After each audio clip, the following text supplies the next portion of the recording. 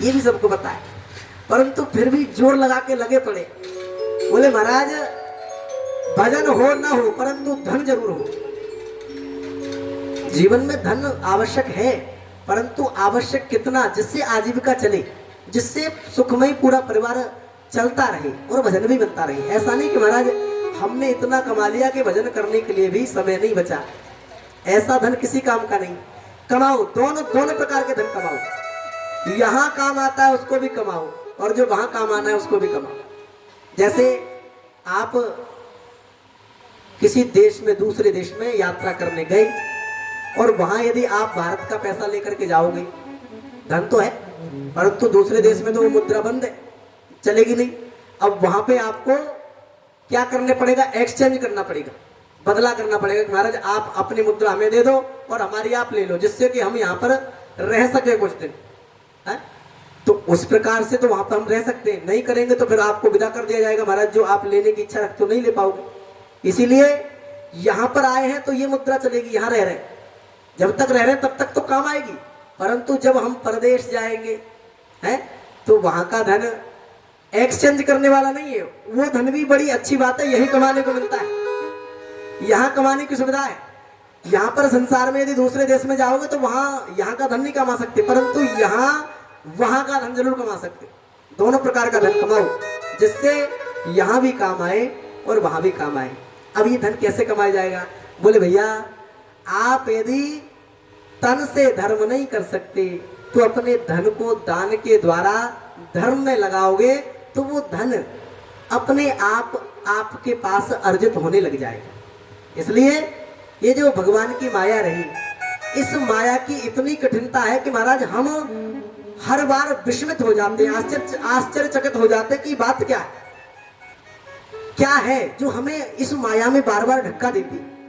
जब सब कुछ बालक को वृद्ध को हर एक बात मालूम है कि भैया यहाँ पर हमेशा नहीं रहना, जाना पड़ेगा, फिर भी हम उस जाने की तैयारी नहीं करते हैं, जाने की तैयारी नहीं है। कितनी विचित्र बात है। यदि हमें कहीं पिकनिक मनाने जाना है तो भैया महीने भर पहले से तैयारी करेंगे कि महाराज ये भी धर लें, ये भी धर लें, और अपने यारों में दोस्तों में गाते भरेंगे कि महाराज फलानी डेट में हमें वहां जाना है, तुम भी चलोगे, तैयारी कर लो है, चलो तो तैयार हो जाओ। तो बड़ी बड़ी तैयारी है, महीने भर से पहले ही तैयार है। परंतु जहां वास्तव में हमें जाना ही है, वास्तविक बात तो यह कि हम यहाँ पर भ्रमण करने आए हैं, यहाँ पर मानो हम तीर्थों में भ्रमण करने आए हैं। जैसे नारद बाबा आए, नारद बाबा कहां पर आए? बोले अहम तु पृथ्वी यात्वा ज्ञात्वा सर्वोत्तमामिति। नारद जी आए पृथ्वी पर, क्या जान करके? बोले भैया सबसे अच्छा लोग। हम भी यही इच्छा करते हैं महाराज सबसे अच्छी जगह कौन सी, वहां जाए। नारद जी को लगा सबसे अच्छी जगह पृथ्वी है, आ गए, परंतु वहां पाया क्या? बोली वहां कहीं शांति नहीं मिली। इसलिए हम भी नारद जी की तरह उत्तम लोग समझकर यहाँ आए तो हैं, परंतु यहाँ अब हमें शांति नहीं मिलती है। अब वापस भी जाना है, परंतु हम आना तो याद रखा, अब जाना भूल गए। यदि हम स्वयं जाने की तैयारी करेंगे तब तो आपका जाना सफल रहेगा। यदि आपको कोई खींच कर ले जाए है तो आपकी वो सफलता, वो जाना तो है, हर हाल में जाना है। परंतु यदि अपनी मर्जी से चले जाओगे, कहा कि भैया कोई अपराधी है और उसके पीछे पुलिस लगी हुई है, और पुलिस ने कहा कि महाराज यदि अपनी मर्जी से सरेंडर कर दोगे तो तुम्हारी सजा माफ कर दी जाएगी, पूरी तो नहीं, थोड़ी बहुत माफ कर दी जाएगी, परंतु हमने अपने श्रम के द्वारा यदि पकड़ा तो फिर जो दंड है उसका दुगना कर दिया जाएगा है। ये हमारे साथ सब ऐसा ही है। जो हम अपने व्यवहार में एक दूसरे के साथ अनुभव में ला रहे हैं, वही परमात्मा के साथ। बोले भैया यदि हम अपनी मर्जी से तैयार हो जाएंगे, भजन के बल को बढ़ा लेंगे, यही एक तैयारी है। बोले भैया जाने की तैयारी क्या करें, क्या रख ले सामान? बोले सामान तो लेके जा ही नहीं सकते, क्या ले जा सकते? बोले नाम का बल, भजन का बल, उसको लेकर जाओ, तब जाकर के उस धाम में आपका स्वागत होगा। नहीं तो भैया यमराज के द्वारा बढ़िया पता नहीं कौन से कूड़ा पड़े हैं। नरकों के भी अलग अलग वर्णन है, कौन सा कर्म हम करते हैं उसके द्वारा नरक भी अलग अलग बनाए गए भैया है? कोई व्यक्ति है, यदि किसी की संपत्ति को वो हड़पता है किसी दूसरे के अधिकार को यदि छीनता है, धन को चुराने वाला है, उसको एक नरक आया पुयोद, उस नरक में ढकेला जाता है। और उस नरक की पृथ्वी ऐसी कि महाराज सारी पृथ्वी बिल्कुल लाल है, भयंकर गर्म है, और उस पर उसको खड़ा किया जाता है। ऐसा ताप, ऐसा संताप उसको दिया जाता है कि महाराज जो पृथ्वी तुमने दूसरे के अधिकार से छीनी है, अब तुम्हें ये पृथ्वी मिल रही है, लो जितनी लेनी हो ले लो। कई कई प्रकार के उन नरकों का वर्णन है प्यारे। अंध तामस एक नरक आया, उस नरक में आया कि महाराज जो व्यक्ति किसी ब्राह्मण का या किसी अतिथि का अपमान करेगा, आए हुए अतिथि का सत्कार नहीं करेगा, घर में पधारे हुए ब्राह्मण की दक्षिणा नहीं देगा, तो भैया उसको अंध तामस नरक में डाला जाएगा। कितना धन कमाया, बोले भैया तुमने जो आया तुम्हारे द्वार पर, तुम उसका सत्कार नहीं कर पाए, किया नहीं, ब्राह्मण का जो तुम्हारे अधिकार, उसका अधिकार का जो धन रहा तुम्हारे पास, तुमने उसको नहीं दिया, इसलिए तुम्हें ये नरक दिया जाता है। हर कर्म के हर नरक अलग है, इसलिए हमें बड़ी सावधानी से जीवन बिताना चाहिए। इसीलिए बताया कि महाराज सदगुरु की शरण बड़ी आवश्यक है। यदि बिना कहा कि भैया जिसके जीवन में गुरु नहीं है, मानो उसका जीवन अभी शुरू नहीं है, जिसके जीवन में गुरु नहीं है उसका जीवन भी शुरू नहीं है। इसलिए गुरु बड़ी सावधानी से बनाओ, और जो वो मार्ग बता दे। क्यों गुरु क्यों आवश्यक है? क्योंकि हमारे कल्याण के लिए। हमारा कल्याण कैसे कर सकता? बोले भैया गुरु ने नाम प्राप्त किया है और जो मंत्र लिया है उसका वो जाप करता है, इतना पका लिया है उस मंत्र को कि महाराज वो पका हुआ मंत्र तुम्हें देता है। बोले भैया जैसे खीर के लिए दूध और चावल और चीनी की आवश्यकता पड़ी, अब ये तीनों चीजें यदि अलग अलग दी जाए तो कहाँ खीर बनेगी? तीनों के नाम अलग है, परंतु एक जगह करके यदि दी जाए तो खीर का स्वाद आएगा। तो गुरु ऐसा ही करता है। गुरु के पास तो अलग अलग वस्तु है, परंतु हमें वो मंत्र मानो खीर बना करके देता है कि भैया अब तुम इसका स्वाद चखो। ज्यादा जप करने की जरूरत नहीं। गुरु तो 2-4 घंटे बैठा रहता है जप में, 12-12 घंटे बैठे रहते हैं, परंतु हमें बताते कि महाराज कम से कम 3 माला जप लेना। ज्यादा घंटों की सेवा नहीं बताता, कहना कम से कम 3 जप लेना, इससे ही कल्याण हो जाए। क्यों? क्योंकि खीर बनी बनाई दी है, तुम्हें पकानी नहीं पड़ेगी।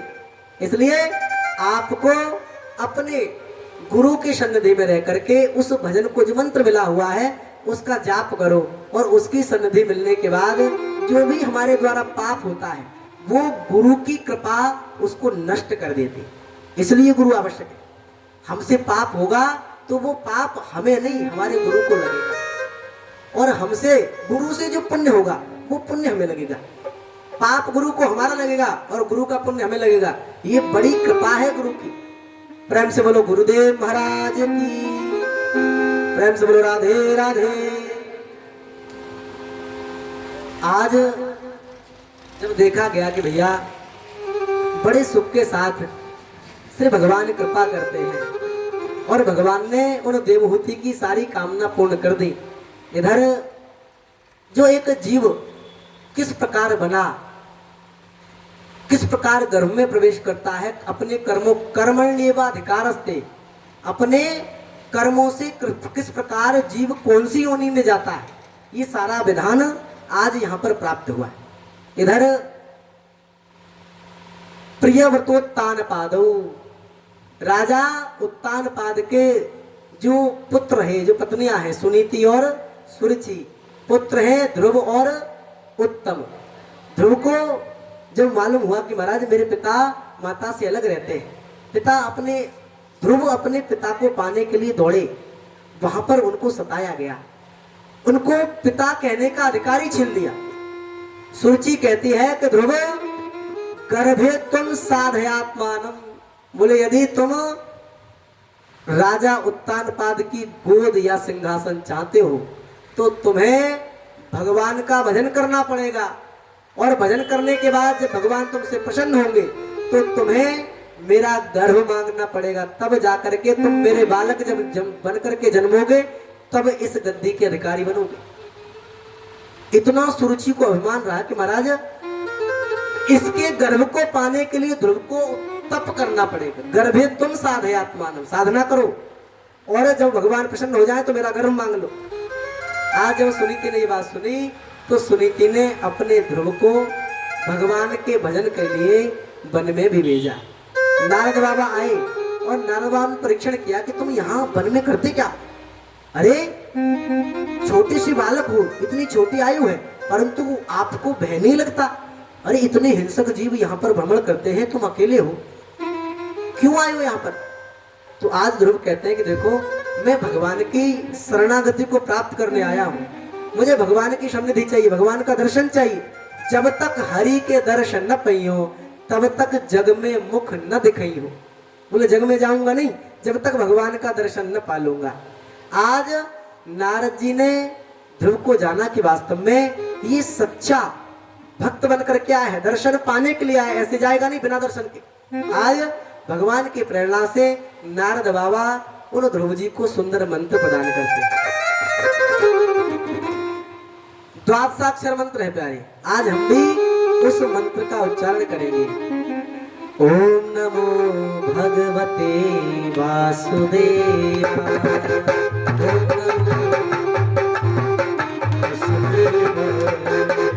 नमो भगवते वासुदेवाय,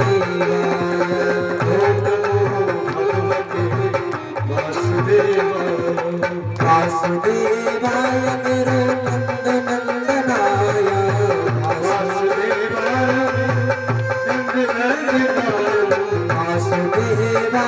मेरो नंदनंदनाय, वासुदेवाय मेरो ओम नमो भगवते वासुदेवाय, ओम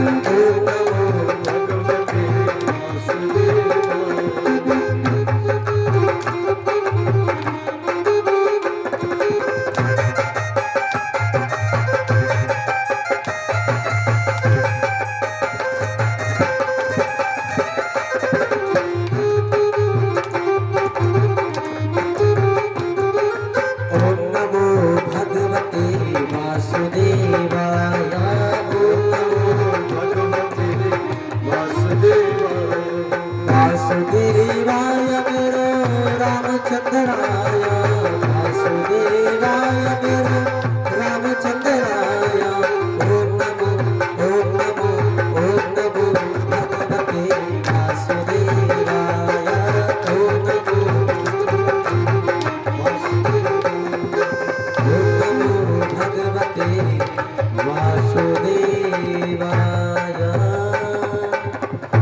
वासुदेव भगवान की। आज जब मंत्र मिला ध्रुव जी को तो भगवान ने जाना कि महाराज सर्वधर्मान परित्यज्यो मामेको शरणो व्रजा। आज भगवान ने जान लिया कि महाराज छोटा सा बालक है ध्रुव और मेरी सन्निधि को पाने के लिए शरणम व्रजा सर्वधर्मान परित्यज्यम, सब कुछ त्याग करके आज इसने माम एकम मेरी शरण को प्राप्त किया है। कृपा कैसे हो? आज भगवान प्रेरणा देते हैं नारद बाबा को। नारद बाबा ने मंत्र दे दिया, कहा कि मधुवन में जाओ और यमुना किनारे का आश्रय लो, वहां जाकर जो मंत्र तुम्हें प्राप्त हुआ है उसका बिल्कुल सद्भाव से निष्ठा से आप जब भजन करेंगे तो ध्रुव तुम्हें 6 महीने के अंतराल में श्री ठाकुर जी के दर्शन हो जाएंगे। गुरुदेव की आज्ञा है और उनका आशीर्वाद भी है कि मंत्र जब जपोगे तो तुम्हें ठाकुर के दर्शन होंगे। निष्ठा रखना। आज निरंतर ध्रुव जब वन में प्रवेश करते हैं तो सबसे पहले संयम धारण किया। भक्ति के पथ पर प्यारे संयम बड़ा जरूरी है। संयम यदि नहीं रहेगा तो हम जो भक्ति के दावे करते हैं कि महाराज हम बड़ा पूजन करते हैं, भक्त हैं भगवान के, हम भी छोटे मोटे भक्त हैं, यदि जीवन में संयम नहीं है तो कुछ नहीं हो, तुच्छ हो। संयम जरूरी है। ध्रुव जी ने सबसे पहले संयम धारण किया। वहां पहुंचे, अन्न त्याग दिया, भोजन बिल्कुल त्याग दिया। जब वन में बैठे हैं तपस्या के लिए तो महाराज फलाहार करते हैं। और फलाहार भी कैसे करते हैं महाराज? आजकल तो केवल एक दिन या एक टाइम फलाहार करते, दूसरे टाइम नहीं रह पाते। फलाहार उस भोजन के बिना। परंतु ध्रुव जी 3 दिन तक, एक बार जब फलाहार ले लेंगे तो 3 दिन तक फल भी नहीं लेंगे, ऐसा उन्होंने संयम धारण किया। एक बार फल लिया, 3 दिन तक कुछ नहीं लिया, 1 महीना इस प्रकार उन्होंने तप किया। दोबारा जब दूसरा मास आरंभ हुआ तो उनको लगा कि महाराज ये जो तप है छोटा है, और संयम बढ़ाना पड़ेगा। आज ध्रुव जी ने और संयम बढ़ाया। जो फलाहार करने वाले ध्रुव हैं उन्होंने फलों को भी त्याग दिया। आज ध्रुव जी केवल वन में जो पत्ते हैं उन पत्तों को पान करके रहते हैं। पत्ते भी कब खाते हैं महाराज? 6 दिन जब बीत जाए तो एक दिन पत्तों को पाए, 6 दिन के बाद। इतना तगड़ा संयम प्यारे। आज तीसरा माह आरंभ हुआ और तीसरे महीने में आज ध्रुव को लगा कि वास्तव में मुझे कम समय में ठाकुर को पाना है, और मुझे लगता है कि मेरा संयम अभी ठीक नहीं है, मुझे और संयम करना पड़ेगा। आज ध्रुव ने वो जो पत्ते पा रहे हैं वो भी छोड़ दी। अब क्या कर रहे हैं? बोले महाराज केवल जल पीते, केवल जल। और जल भी कब की पीते भैया? कि 9 दिन के बाद। पत्ते खाते 6 दिन के बाद। अब सब कुछ छोड़ दिया, पत्ते भी खाना छोड़ दिया। अब तो भैया केवल जल पान करते, वो भी 9 दिन के बाद। ऐसा तप, कठोर तप जब करते तो महाराज आज ध्रुव जी को और लगने लगा कि महाराज अभी तप ठीक नहीं है, संयम ठीक नहीं है। भगवान मुझे कैसे, आतुरता बड़ी है, इतने व्याकुल है कि मैं परमात्मा के दर्शन जब तक नहीं कर लूंगा तब तक वापस नहीं जाऊंगा, और परमात्मा मुझसे जल्दी कैसे प्रसन्न होंगे। प्रसन्न करने के लिए आज ध्रुव ने अपने तप को और कठोर किया। आज जो जल पी रहे हैं ध्रुव, 5वें महीने को जब पाया तो महाराज जल भी छोड़ दिया। 12 दिन के बाद आज ध्रुव जी जल छोड़ करके श्वास के बल पर जीवित है, केवल श्वास लेते। हर एक वस्तु, जल, फल, पत्ते, सब कुछ त्याग दिया, केवल श्वास के द्वारा जीवित है। भजन का बल है जो जिंदा रखे हुए। 5 महीने तक कुछ नहीं पाया। आज ध्रुव के मन में आया कि देखो इतना कठोर मैंने तप कर लिया, इतना मैंने संयम बढ़ा लिया, फिर भी ठाकुर मुझसे प्रसन्न क्यों नहीं होते? क्या मुझसे कौन सी भूल है? मैं उनके दर्शन करने लायक हूं नहीं? अरे भगवान, मैंने सुना कि करुणा के सागर हैं, वो करुणा करेंगे, वो पधारेंगे। आज ध्रुव को लगा कि मैं मुझसे कुछ भूल हो रही। बैठ करके तप करते ध्रुव आज खड़े हो गए। 6ठा महीना जब पाया तो खड़े हो गए। जो श्वास लेते थे 12 दिन के बाद, आज ध्रुव ने श्वास भी लेना छोड़ दिया। 10 दिशाओं से आज ध्रुव जी अपनी श्वास को खींच करके अपने मन को श्री ठाकुर के चरणों में लगा दिया। दोनों हाथ ऊपर कर लिए और एक अंगूठे के बल पर, पांव के अंगुष्ठ के बल पर आज ध्रुव खड़े।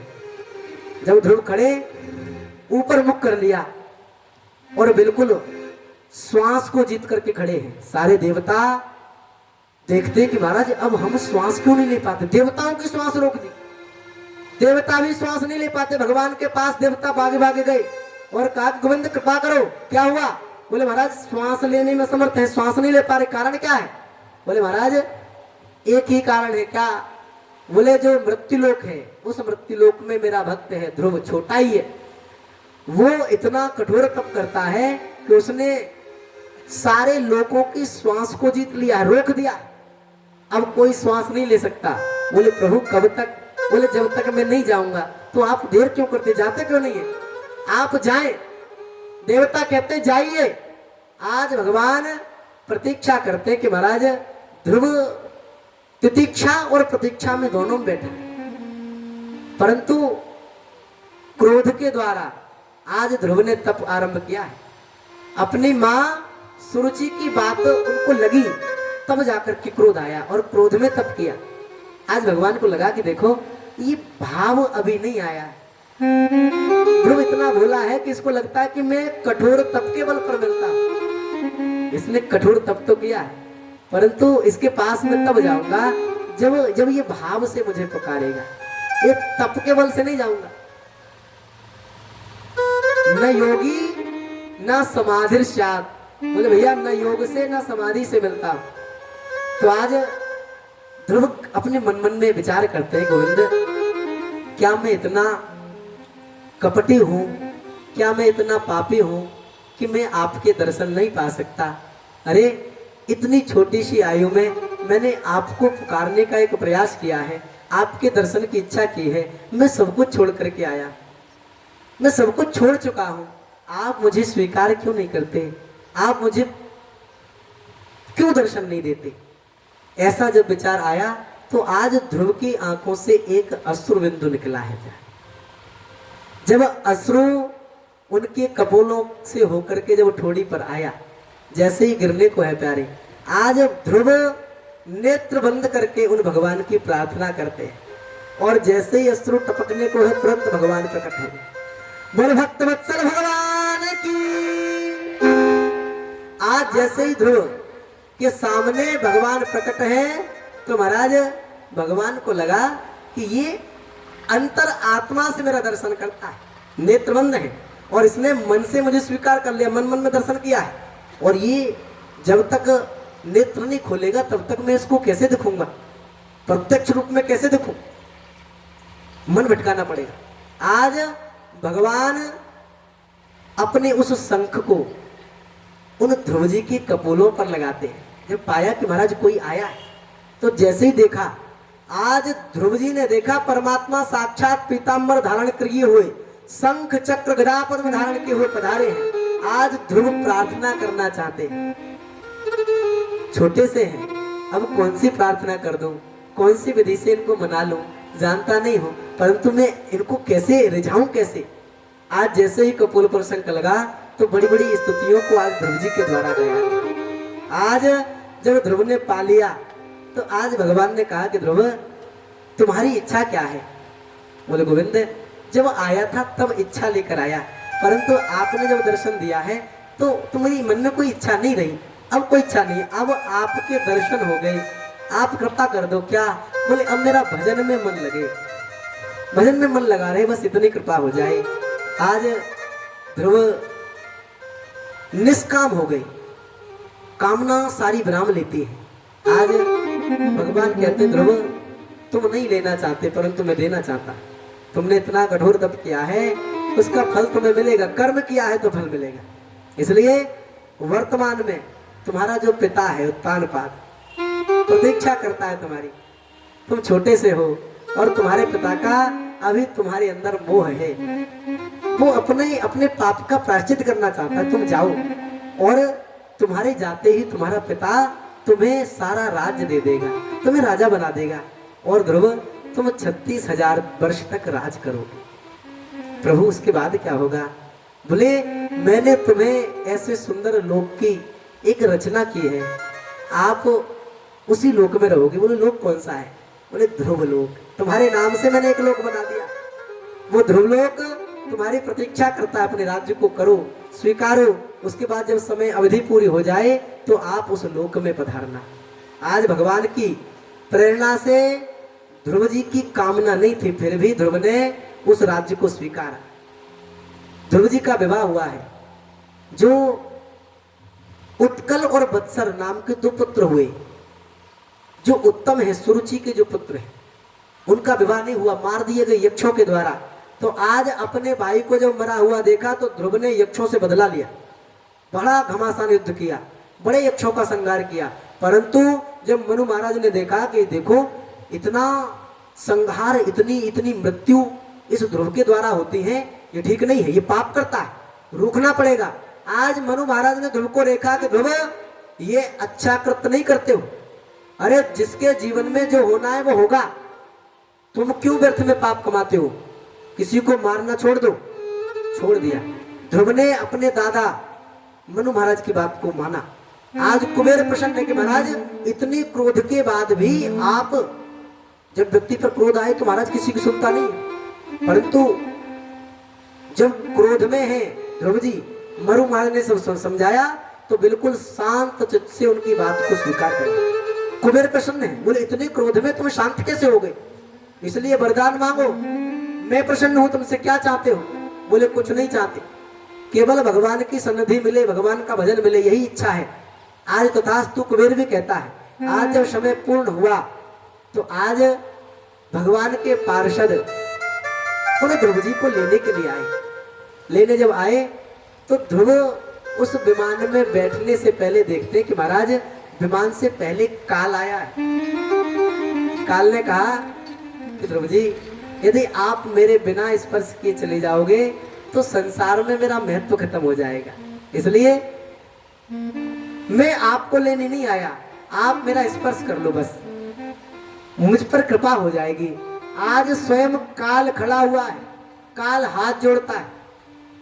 आज ध्रुव ने उस काल पर कृपा की और उस काल के शीश पर पांव रख के उस विमान में चढ़े। विमान में जब चढ़े तो आज ध्रुव को चिंता हुई, किसकी? अपनी माता सुनीति की। जब सुनीति की चिंता होने लगी तो जो और पार्षद रहे उन्होंने उनकी माता को भी विमान में जाता हुआ दिखाया। बोले महाराज आपकी माता इतनी पुण्यवती है कि आपको भगवान का धाम का दर्शन करा दी। आज माता के सहित धाम में गए। बोले भक्तवत्सल भगवान की जय। जब बड़ी कृपा को पाकर के श्री भगवान उन ध्रुव को ध्रुवलोक प्रदान करते हैं। इधर जब वर्णन आया कि महाराज देवताओं को जब संग्राम हुआ दैत्यों में और देवताओं में जब युद्ध हुआ तो पराजय किसकी हुई? बोले महाराज देवताओं के पराजय हुई। बोले ये तो बड़ी विचित्र बात है। बोले जो अधिक बलवान है उनकी पराजय हो गई, जो दैत्य हैं जो दुष्ट हैं उनकी विजय कैसे हो गई? बोले महाराज विजय इसलिए हुई कि जो दुर्वासा ऋषि रहे वो एक बार भगवान के वैकुंठ से भ्रमण करते हुए आए। मार्ग में मिला इंद्र। भगवान ने प्रसाद के रूप में दुर्वासा ऋषि को एक सुंदर पुष्पों का हार प्रदान किया, माला पहना दी हार की। और जब दुर्वासा ऋषि को इंद्र मिले तो इंद्र ने स्वागत किया ऋषि का। स्वागत किया तो स्वागत से प्रसन्न होकर दुर्वासा ऋषि ने इंद्र को जो ठाकुर के द्वारा माला दी गई उसको पहना दी, इंद्र को पहना दी। इंद्र ने उतारी और जो ऐरावत हाथी है उसके सूंड पर पहना दी। अब हाथी तो हाथी भैया पशु है, मतवाला हाथी है। उसने उस माला को जमीन पर गिरा दिया और जमीन पर गिरा करके अपने पैरों से कुचलने लगा। और जब पैरों से कुचलती हुई माला दुर्वासा ऋषि ने देखी तो इंद्र पर बड़ा क्रोध आया। क्रोधी तो स्वभाव है दुर्वासा ऋषि का। क्रोध आया और कहा कि इंद्र तुम इतने अभिमानी हो, इंद्र का पद जो तुमने पा लिया है, इतना अभिमान करते हो कि भगवान की प्रसाद की दी हुई माला तुमने उसका महत्व नहीं जाना, महत्व नहीं समझा, इसलिए मैं तुम्हें शाप देता हूं कि तुम श्री से हीन हो जाओगे। बोले जो तुमने वैभव संपदा पाई है सब कुछ खो दोगे। सांप लगा और सांप लगते ही दैत्य और देवताओं में युद्ध हुआ। जो दैत्यों में बड़े प्रधान दैत्य हैं जिसका नाम है बलि, उस बलि के द्वारा सारे देवताओं को पराजित कर दिया गया। जो देवताओं की माता रही अदिति, बड़ा उनको रोष हुआ, बड़ा कष्ट हुआ कि देखो हमारे स्वर्ग को छीन लिया गया है। हमारे जो बालक हैं वो इधर से उधर भटकते हैं, कहां कहां छुप करके रहते हैं। भगवान का भजन किया। कश्यप ऋषि के द्वारा व्रत बताया गया 12 दिन का, और उस 12 दिन के व्रत को करने से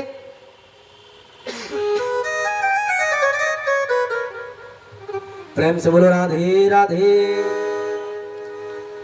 12 दिन का व्रत जब हुआ तो महाराज आज उन भगवान ने अदिति को दर्शन दिए और कहा कि देवी आपकी जो कामना है मैं जानता हूं, परंतु मैं आपकी कामना को सिद्ध करने के लिए आपके गर्भ से जन्म लेकर आऊंगा, और ये बात गुप्त रखनी है, बतानी नहीं है किसी को। इसलिए सावधान रहना, संयम से रहना। ये बात जब आई तो आज सारे देवता ये जान गए कि महाराज अदिति के गर्भ में स्वयं परमात्मा विराजमान है। ब्रह्मा जी भी स्तुति करते हैं। इधर जब भगवान का प्रादुर्भाव हुआ तो महाराज सारे देवताओं ने बड़ा आनंद किया, बड़े दुंदुभियां बड़े नगाड़े बजाए गए।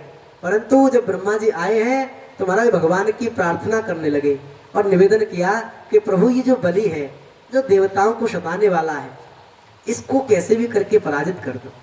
आज भगवान छोटे से स्वरूप में विराजमान है। यदि उनके आकार को नापा जाए तो बिल्कुल 52 अंगुल का स्वरूप है, और इसी कारण से आज उनका नाम पड़ा है वामन। बोले वामन भगवान की जय।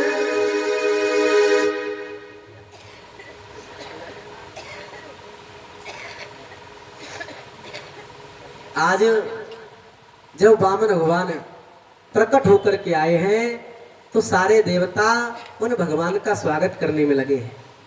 कुबेर प्रकट हुए और वामन भगवान को जो भिक्षा का पात्र है, ब्रह्मचारी का कार्य क्या है, भिक्षा का पात्र दे दिया। पार्वती मैया के द्वारा यज्ञोपवीत कराया गया है।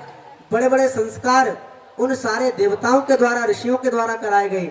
इधर जब वामन भगवान ये मन में विचार करते हैं कि महाराज एक बड़ा भारी कोई राजा है जिसका नाम है बलि, राजा बलि है, और वो राजा इतना सद्गुणी है कि भैया दान देने में उसकी वृत्ति बड़ी सुंदर है।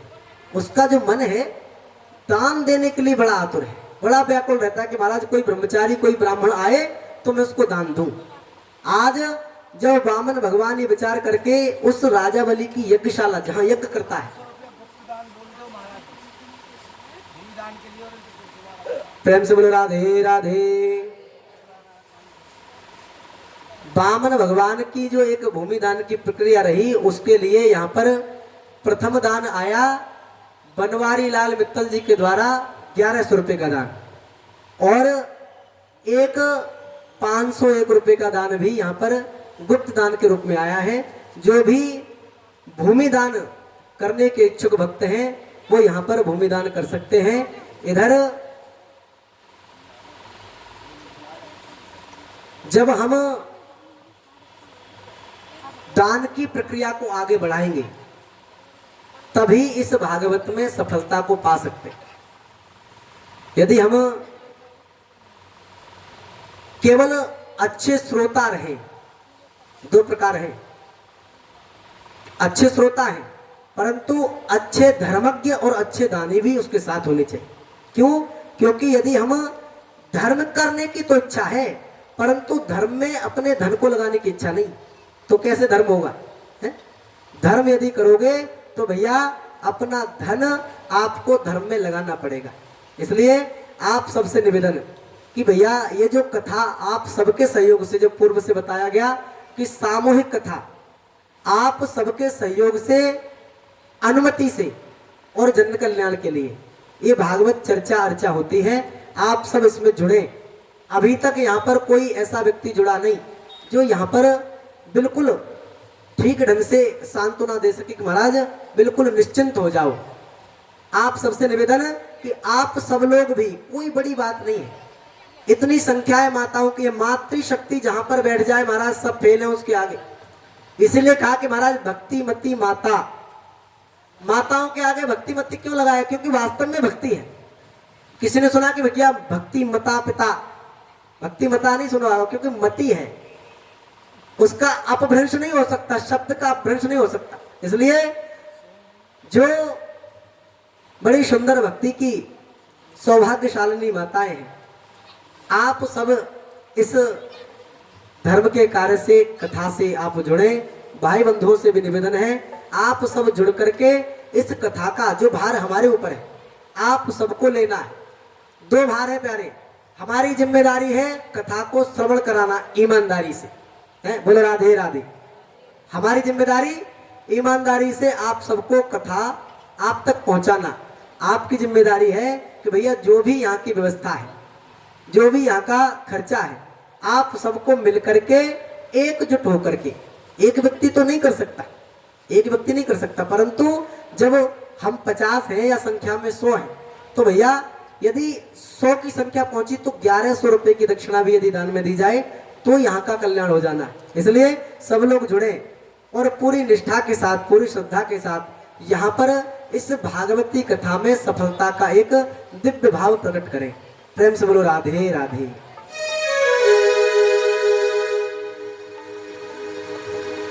आप जब झांकी के दर्शन करेंगे भैया, खोले राधे, अब ई को कम करो, आवाज बढ़ा दो,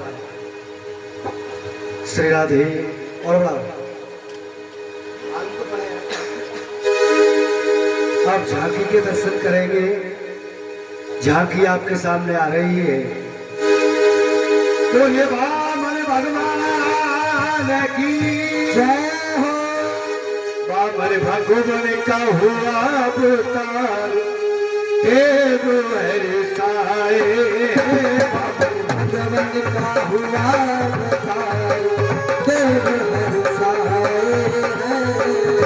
भगवान का हुआ अवतार, देव हरसाए। भगवान का हुआ अवतार, देव हरसाए हैं। हरसाए हैं देव, हरसाए हैं। हरसाए हैं देव, हरसाए हैं। हरसाए हैं देव, हरसाए हैं। हरसाए हैं देव, हरसाए हैं। बामन भगवान आ चुके, इधर होकर ले आओ। बीच में क्यों फंसा रहे हो? नहीं नहीं नहीं बेटा। कुर्सी लगा दो, कुर्सी। अब बामन भगवान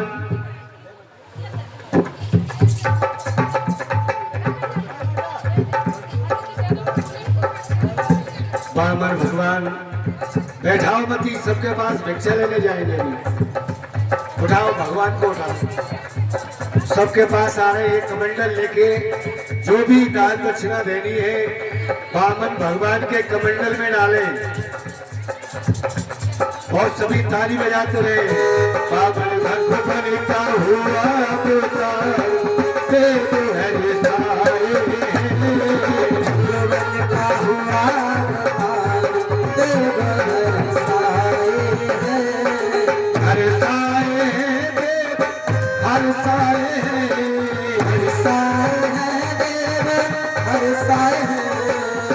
हरसाए हैं देव, हरसाए हैं। हरसाए हैं देव, हरसाए हैं। बामन भगवान का हुआ अवतार, देव हरसाए। भगवान का हुआ अवतार, देव हरसाए हैं।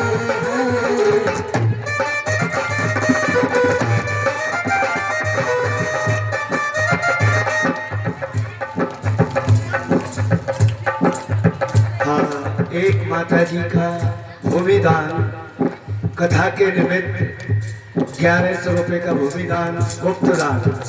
जोरदार ताली बजाएं इनके लिए। और भैया सोचा विचारी मत करो, तुम्हें सब करना होगा। बामन भगवान का हुआ अवतार, देव हरसाए। का हुआ अवतार, देव हरसाए हैं। हरसाए हैं देव, हरसाए हैं। हरसाए हैं देव, हरसाए हैं। ओ हरसाए हैं देव, हरसाए हैं। हरसाए हैं देव, हरसाए हैं। बामन भगवान का हुआ अवतार, देव हरसाए। भगवान का हुआ अवतार, देव हरसाए हैं। बामन भगवान का हुआ अवतार।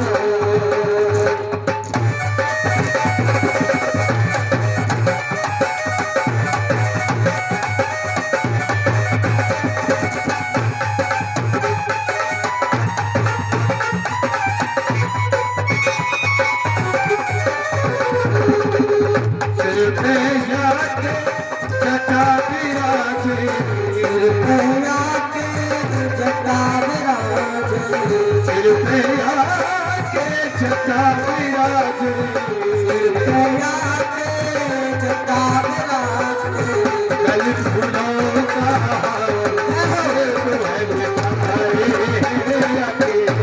फूलों का हार, देव हरसाए हैं। भगवान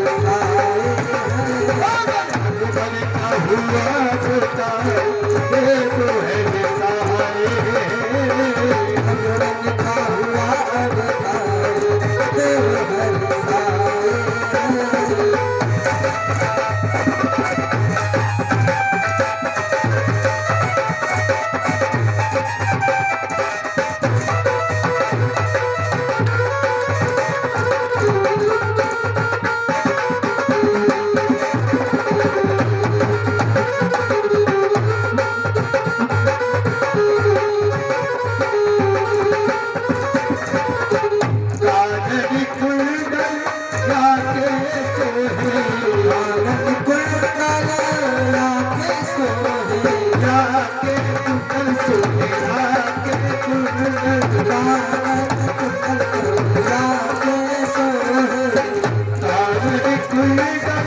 जाके सोहे आंगन बिगड़ल रात सोहे जल फूलों का फूलों का दिल को है रसाए जाके जल फूलों का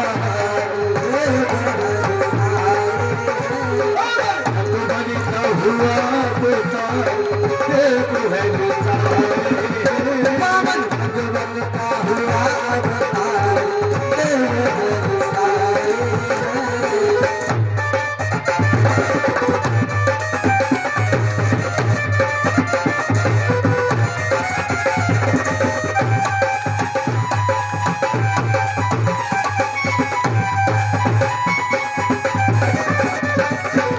अकबर का हुआ बता दिल को है रसाए भगवन का हुआ अवतार देव हरसाए हरसाए है देखो हरसाए हरसाए है देव हरसाए हरसाए है देखो हरसाए हरसाए है देव हरसाए पागल भगवान का हुआ बता दिल को है रसाए भगवन का हुआ अवतार देव हरसाए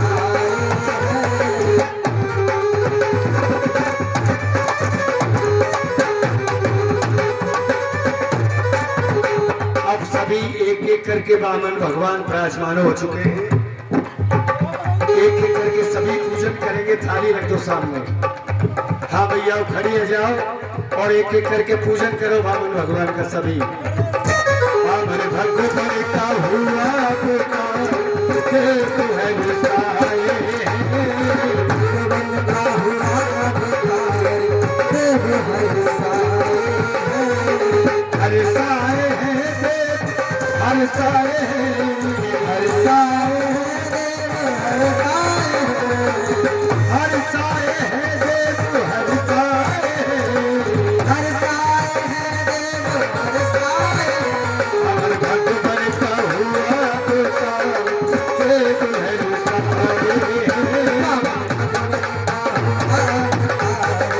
देव हरसाए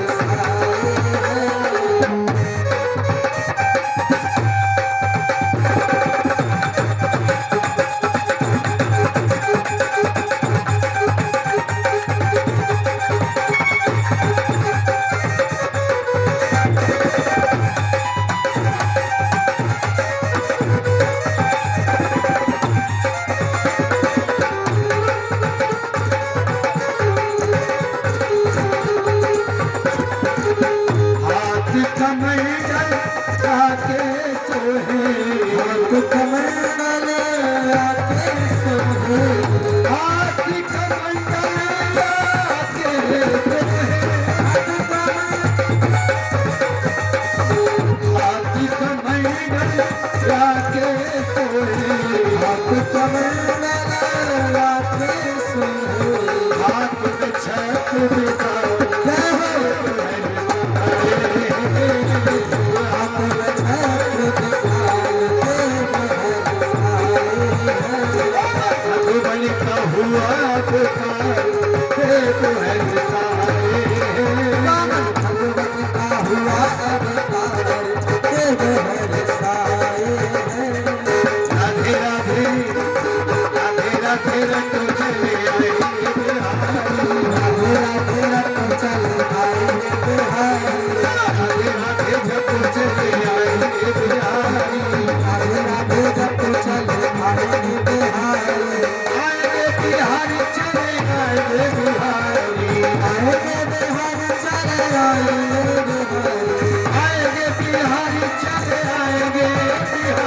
आएंगे बिहारी चले आएंगे बिहारी राधे राधे, राधे राधे रंग चले आए बिहारी, राधे राधे रत चल आएंगे बिहारी राधे राधे जप चले आएंगे बिहारी।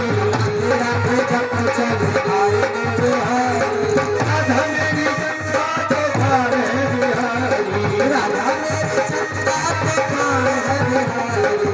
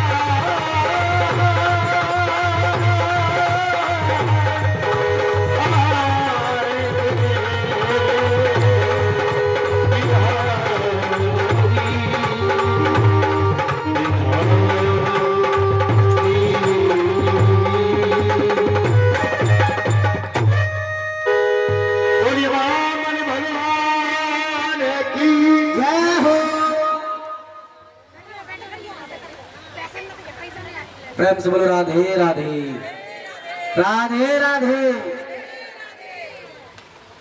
आज की दिव्य चर्चा और दिव्य झांकी यही विराम लेगी।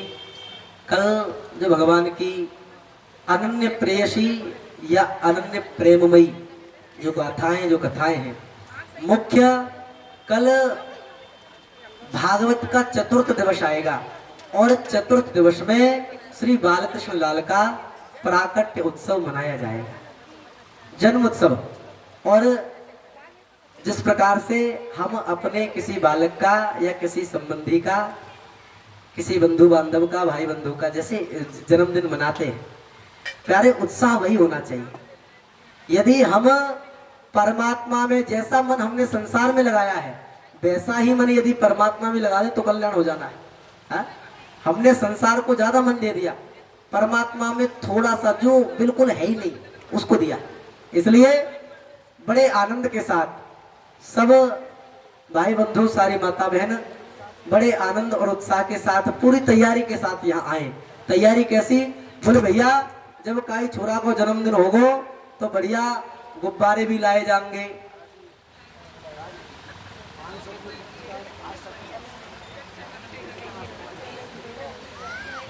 भागवत में भूमि दान के लिए पुनः एक 501 रुपए की राशि गुप्त दान के रूप में आई है। गुप्त दान तो है परंतु नाम भी बताया गया है कि भैया आशा देवी नाम भी है। बोलो राधे राधे। आशा देवी का दान आया है तो भैया आशा और बड़ी है कि अब और भी लोग यहाँ पर अपने जो मन है उसको खोल करके यहाँ पर दान धर्म करेंगे, पहली बात।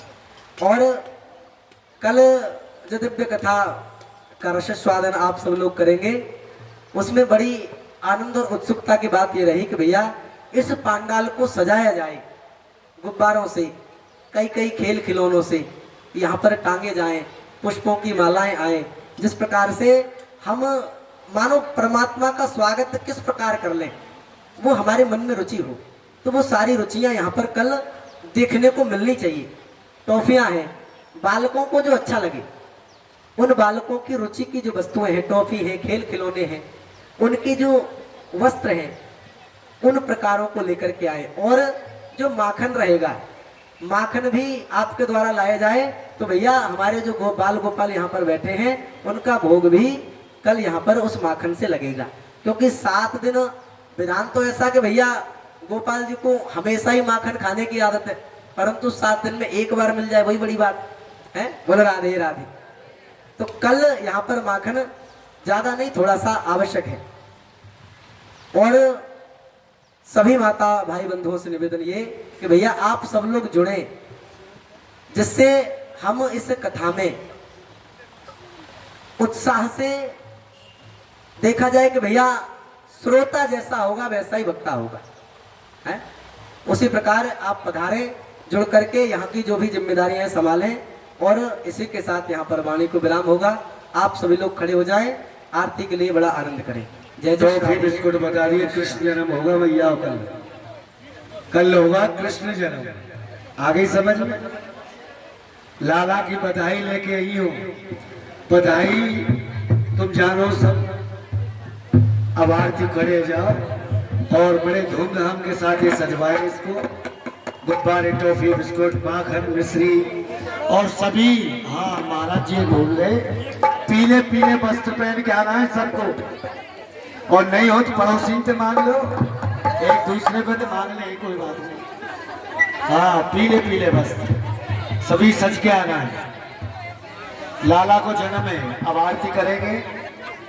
राधे राधे।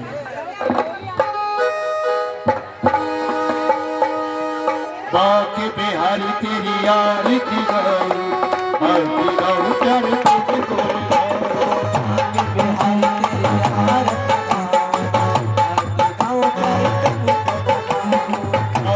Hare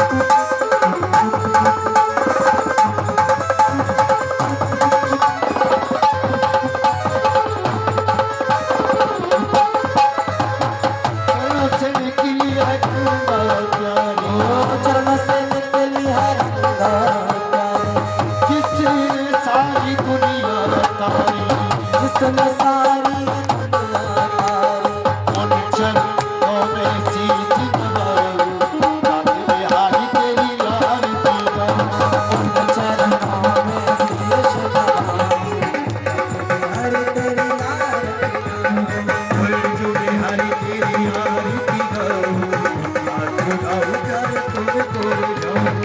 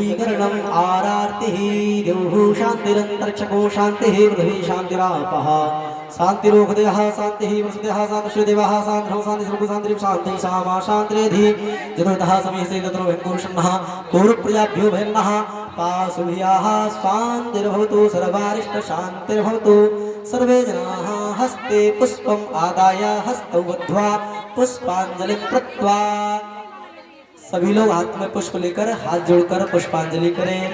ओम जजिये न जजियमय जंतदेवास्तानि धर्मा प्रथमान्यासन्नाते हनाकं वहिमानः सचं तत्र पूर्वे साध्याः सन्ति देवाः। ओम राजाधिराजाय प्रसय्यसाहिने नमो वयं वै श्रवणाय कुर्महे सभी कामान् काम कामाय मह्यं कामेश्वरो वै श्रवणो ददातु कुबेराय वै श्रवणाय महाराजाय नमः। ओम स्वस्ति सम्राज्यं भोज्यं स्वराज्यं वैराज्यं पारमेष्ठ्यं राज्यं महाराज्यमाधिपत्यमयं समन्तपर्यायै स्यात् सार्वभौमः सार्वान्तायुख आन्तादापराधात् समुद्रपर्यन्ताया एकराडति तद्वैशलोकोऽभिगतो मरुतः परिवेष्टारो मरुतस्यावसंग्रहे आवीक्षितस्य काम प्रेर्विश्वे देवा सभासद इति ओम विश्वातश्चक्षुरुत विश्वातो मुखो विश्वातो बाहुरुत विश्वात् स्वाता संबाहव्यान्धमति सम्पातत्रैर्द्याव भूमि जनयं देव एकः हरि ओम। एकदन्ताय विद्महे वक्रतुण्डाय धीमहि तन्नो दन्ती प्रचोदयात् तन्मुखाय विद्महे महादेवाय धीमहि तन्नो रुद्रः प्रचोदयात् नन्दनन्दनाय विद्महे यशोदानन्दनाय धीमहि तन्नः कृष्णः प्रचोदयात् सेवन्तिकावकुलचम्पकपाटलाब्जै पुन्नागजाधिकरवीरलशालपुष्पै विल्वप्रवालतुलसी दलमनुजलीभि त्वां पूजयामि जगदीश्वर मे प्रसीद। नानासुगन्धपुष्पाणि यथा कालो भवानि च पुष्पाञ्जलिर्मया दत्त्वा गृहाण परमेश्वरः सुमन सुगन्धित सुमनेत सुमन सुगन्धि समान पुष्पांजलि अर्पण करो मेरे कृष्ण करो स्वीकार भक्ति था शक्ति मंत्र पुष्पांजलि समर्पयामि। आज की कथा को यही विराम देते हैं। सभी परिक्रमा लगाएं और बगैर प्रसाद के कोई नहीं जाए। लेते जाना रे हरि का नाम थोड़ा थोड़ा, लेते जाना रे हरि का नाम थोड़ा थोड़ा, लेते जाना रे हरि का नाम थोड़ा थोड़ा। भैया प्रसाद बांटो, कौन बांट रहा लाला? छिड़का में बाद में लियो, आजा आजा। लेते जाना रे हरि का नाम थोड़ा थोड़ा, लेते जाना रे हरि का नाम थोड़ा थोड़ा, थोड़ा थोड़ा थोड़ा प्यारा प्यारा, थोड़ा थोड़ा प्यारा प्यारा, थोड़ा थोड़ा प्यारा प्यारा, थोड़ा प्यारा प्यारा लेते जाना रे, जय सिया लेते जाना रे हरि का नाम थोड़ा थोड़ा, लेते जाना रे हरि का नाम थोड़ा थोड़ा।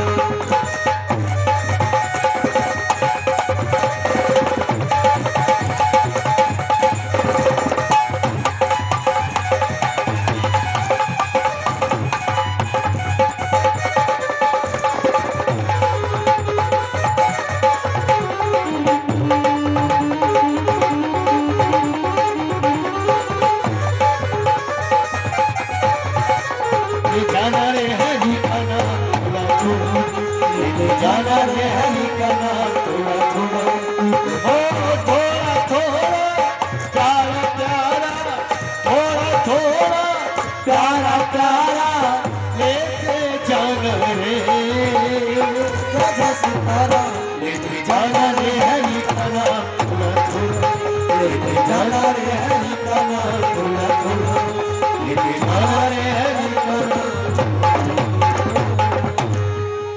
बोलिए वृंदावन बिहारी लाल की जय हो। कल विशेष ध्यान रखें, भगवान कृष्ण की झांकी के आप दर्शन करेंगे और माखन मिश्री का भोग लगेगा। विशेष ध्यान रखें, थोड़ा थोड़ा माखन मिश्री लाएं और अखंड ज्योति चेतन है, इसके लिए थोड़ा थोड़ा घी लाएं, क्योंकि सबका पुण्य लगे। और जैसा कि महाराज जी ने बताया 75-80 हजार